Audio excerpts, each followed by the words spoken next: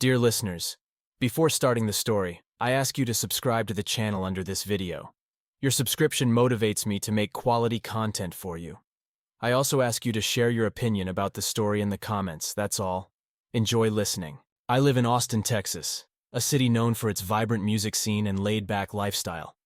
I'm 45 years old and I've been married to Sarah for 22 years. We have two kids, Josh and Megan, who are both in their late teens. I work as a software engineer, while Sarah is a nurse at a local hospital.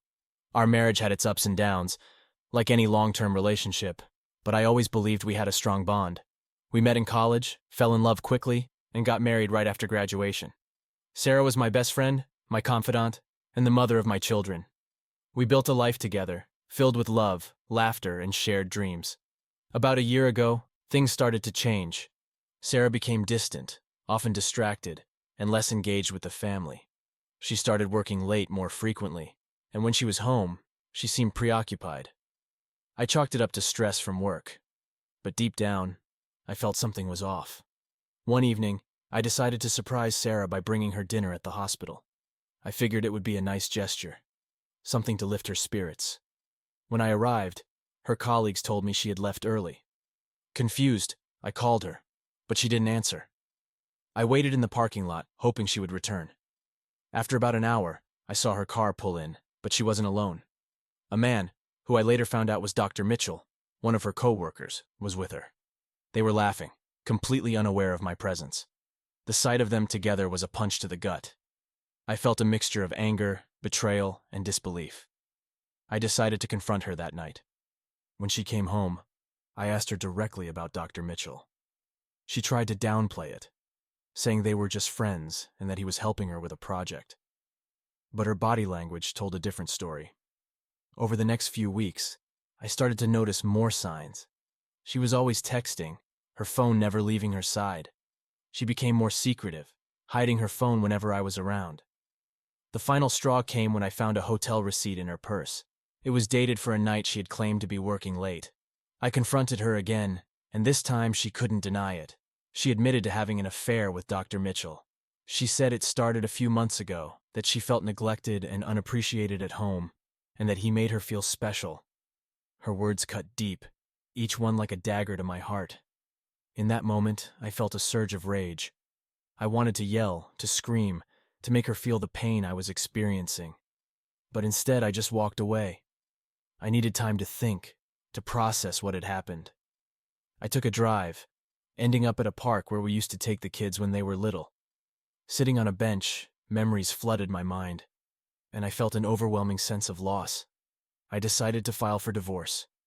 It wasn't an easy decision, but I knew I couldn't stay in a marriage built on lies and betrayal. The process was messy, filled with accusations and arguments. We tried to shield the kids from the worst of it, but they knew something was wrong. They were old enough to understand that our family was falling apart. During the divorce proceedings, I learned more about Sarah's affair. It had been going on for longer than she initially admitted. She had been using our money to fund trips and gifts for Dr. Mitchell. The betrayal ran deeper than I had imagined. The day the divorce was finalized, I felt a strange mix of relief and sadness. Relief that it was over, that I could finally start to heal, but sadness for the life we had built together, the dreams that were now shattered.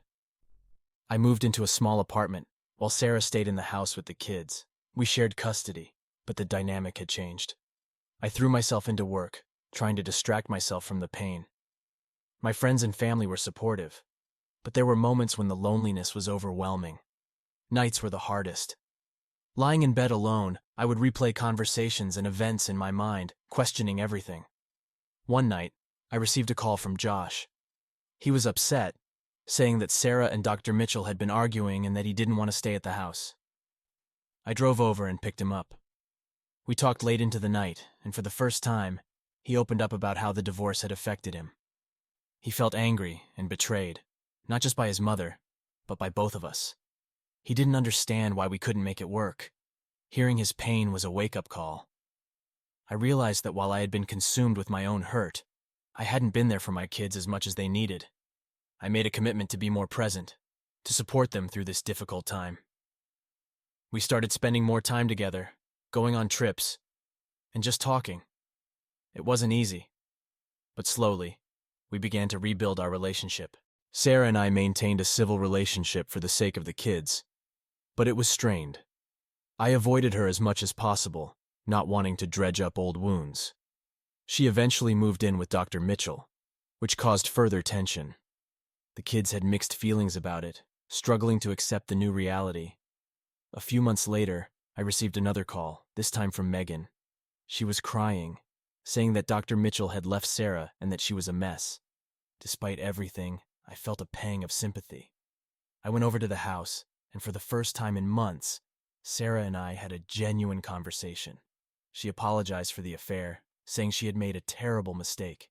She was struggling to cope with the fallout and didn't know how to move forward. I didn't know what to say. Part of me wanted to comfort her, to offer support. But another part of me was still hurt, still angry. I left, feeling conflicted. Over the next few weeks, Sarah reached out more often, trying to reconnect. She wanted to talk, to explain, to make amends. I listened, but I kept my distance. I needed time to heal, to figure out what I wanted. Eventually, I started dating again. It was strange at first, navigating the world of online dating in my 40s. But I met someone, a woman named Lisa. She was kind, understanding, and patient. She knew about my past and was willing to take things slow. Our relationship was a breath of fresh air, a reminder that life could still hold joy and happiness. Sarah's life took a downward spiral. She lost her job at the hospital due to the scandal, and her relationship with Dr. Mitchell ended in a messy breakup. She struggled with depression and anxiety, finding it hard to move on. The kids were caught in the middle, trying to support both of us while dealing with their own emotions. Despite everything, I couldn't completely shut Sarah out. She was the mother of my children, and there were times when she needed help. I offered support where I could, but I kept my boundaries. I had to protect myself, to ensure I didn't get pulled back into the chaos. The years passed, and slowly the pain began to fade. I built a new life with Lisa, one filled with love, trust, and mutual respect. We traveled, explored new hobbies, and created new memories. The kids grew up, each finding their own path. Josh went to college while Megan pursued a career in the arts. They stayed close, leaning on each other through the tough times. Sarah eventually found her footing again. She went back to school, got a new job, and started to rebuild her life. We remained civil, co-parenting our kids and occasionally catching up. There were no hard feelings, just a mutual understanding that our time together had come to an end. Looking back, I realized that the experience changed me in ways I never expected. It taught me the importance of self-care, of setting boundaries, and of being true to myself. It was a painful journey, but it led me to a place of strength and resilience. Austin remains my home, a city that has seen me at my lowest and helped me rise again. Life didn't turn out the way I planned, but I've learned to embrace the journey, with all its twists and turns. And as I move forward, I do so with hope, knowing that no matter what happens, I have the strength to face it. Life after the divorce was a series of adjustments. Moving into a small apartment in East Austin felt like a step down from the comfortable suburban home we had shared. The walls were thin, and the noise from the busy streets was constant. But it was a new beginning, and I tried to focus on that. The kids split their time between my place and Sarah's. It was awkward at first, but we found a rhythm. I made an effort to create a warm, welcoming environment for them. We cooked meals together, watched movies, and talked about their day-to-day lives. It wasn't the same as before, but it was something. Work became my refuge. I poured myself into projects, staying late at the office more often than not. My colleagues noticed the change, but they didn't pry. I appreciated their discretion. I wasn't ready to talk about what had happened. Instead, I threw myself into code, deadlines, and problem solving. It was easier to lose myself in work than to confront the void left by Sarah's betrayal. Loneliness became a constant companion. Nights were the hardest, especially when the kids weren't around. I would lie in bed, staring at the ceiling, replaying the events that led to the end of my marriage. Questions plagued my mind. Could I have done something differently? Was there a moment I missed, a sign I ignored? On weekends when I didn't have the kids, I took long drives around Austin. I explored parts of the city I'd never visited before, trying to fill the empty hours. Sometimes I'd stop at a coffee shop or a park, watching people go about their lives. It was a strange form of solace, seeing the world continue to turn, unaffected by my personal turmoil. One evening, while grocery shopping, I ran into an old friend, Mike. We had lost touch over the years, but seeing him was a welcome surprise. We caught up briefly, and he invited me to join his weekly poker game. I hesitated at first, but he insisted, saying it would be good for me to get out and socialize. Joining Mike and his friends became a regular part of my routine. The poker nights were a distraction, a way to step outside my own head for a few hours. The group was a mix of characters, some married, some single, all dealing with their own set of life's challenges. It was comforting to be among them, sharing stories, jokes, and a bit of camaraderie. Building a stronger relationship with Josh and Megan became my top priority. They were at a vulnerable age, and I didn't want the divorce to leave a lasting scar. I took them on trips, just the three of us, exploring the Texas Hill Country, camping by the lakes, and visiting museums in downtown Austin. We had deep conversations during these trips. Josh opened up about his anger and confusion. Megan talked about her fears and insecurities.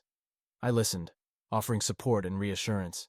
It wasn't easy, but over time we grew closer. The bond we formed during these challenging times became a cornerstone of our new family dynamic. Running into Sarah and Dr. Mitchell was inevitable, given the size of our social circles. The first time I saw them together in public, it felt like a punch to the gut all over again. They were at a local coffee shop, laughing and holding hands. I quickly turned and walked away, not wanting to confront the emotions that sight stirred up. The kids had mixed feelings about Dr. Mitchell. Josh avoided him as much as possible, while Megan was more diplomatic, trying to keep the peace. I tried to stay out of it, respecting their need to navigate their relationship with their mother in their own way. Starting to date again in my 40s was a daunting prospect. I signed up for a couple of dating apps, filled out the profiles, and waited. The first few dates were awkward and uncomfortable, but eventually I met Lisa. She was a librarian, intelligent and kind, with a gentle sense of humor that drew me in. Lisa and I took things slow. She knew about my past, and I appreciated her patience.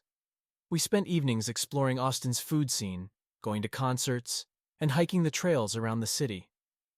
Being with her felt easy, natural. For the first time in a long while, I felt a sense of hope for the future. Life with Lisa brought new challenges and joys. She had a son, Adam, from her previous marriage, and blending our families took time. Josh and Megan were initially wary, but gradually they warmed up to her. We made it a point to have family dinners, game nights, and outings. Slowly, we started to feel like a cohesive unit. We faced some tough moments, especially when Sarah's life took another downturn. She lost her job at the hospital, and her relationship with Dr. Mitchell ended messily. The kids were caught in the middle, dealing with their own feelings of loyalty and concern. I tried to be supportive without getting too involved in Sarah's drama. After a couple of years, life started to feel stable again. I moved in with Lisa, and we created a new home together. It was a small house in a quiet neighborhood, a place where we could build new memories. The kids adapted well, and the sense of normalcy was a relief. Work continued to be a significant part of my life, but I found a better balance. I made time for family, friends, and personal interests. I took up running, joined a local book club, and even started learning to play the guitar. These activities brought a sense of fulfillment and helped me reconnect with parts of myself I had neglected. As I reflect on the journey from betrayal to rebuilding, I see how much I've grown. The experience was painful, but it taught me valuable lessons about resilience, trust, and the importance of self-care. I learned to set boundaries, to prioritize my well-being, and to cherish the relationships that truly mattered. Austin, with its vibrant culture and warm community, played a crucial role in my healing process. The city's music, food, and natural beauty provided a backdrop for my recovery. It became a place of renewal, where I could find solace and inspiration. Looking ahead, I feel a sense of optimism. The past has shaped me, but it doesn't define me. I have a loving partner, wonderful kids, and a life filled with promise. There will undoubtedly be more challenges, but I'm ready to face them with a newfound strength and resilience. Josh and Megan are thriving, finding their own paths and passions. Lisa and I continue to build our life together, exploring new adventures and deepening our bond. The future is uncertain, but it's also full of potential. And as I move forward, I do so with gratitude for the journey that brought me here. Engaging with the community became an integral part of my life. Lisa and I volunteered at local shelters, participated in neighborhood events, and joined community organizations. These activities not only enriched our lives, but also strengthened our bond and our connection to Austin. We hosted regular gatherings at our home, inviting friends and family for barbecues, game nights, and holiday celebrations. These events became a cherished tradition, a time to celebrate our journey and the people who had supported us along the way. Through all the ups and downs, I focused on personal growth. I pursued further education, took up new hobbies, and worked on improving my mental and physical health. These efforts helped me become a better person, a better partner, and a better father. Lisa was a constant source of encouragement. Her own experiences and resilience inspired me to push through my limits and strive for continuous improvement. Together, we built a life that, despite its imperfections, was filled with love, respect, and mutual growth. As I think about the legacy I want to leave for Josh and Megan, I hope they remember a father who, despite facing immense challenges, never gave up. A father who loved deeply, cared profoundly, and always tried to do the right thing. I started documenting my journey in a journal, hoping that one day my children will read it and gain insights from my experiences. I want them to know that it's okay to fall, as long as you get back up. That life is unpredictable, but it's also full of opportunities for growth and happiness. Life is a journey, and mine is far from over. I look forward to continuing this adventure with Lisa, Josh, Megan, and our extended family. There will be more challenges, no doubt, but also countless moments of joy and fulfillment. I'm grateful for every experience, every lesson learned, and every person who has been a part of my story. As I move forward, I do so with a heart full of gratitude, a spirit of resilience, and a determination to make the most of every moment. Austin remains my home, a city that has seen me at my lowest and helped me rise again. Life didn't turn out the way I planned, but I've learned to embrace the journey, with all its twists and turns. And as I move forward, I do so with hope, knowing that no matter what happens, I have the strength to face it. The future is always uncertain, but it's also full of possibilities. I embrace it with open arms, ready to face whatever comes my way. With the love and support of my family, I know that we can overcome any obstacle and achieve great things together. This is my story, one of love, loss, resilience, and hope. It's a reminder that no matter what life throws at you, you have the strength to get through it and come out stronger on the other side. And that, in the end, is what truly matters.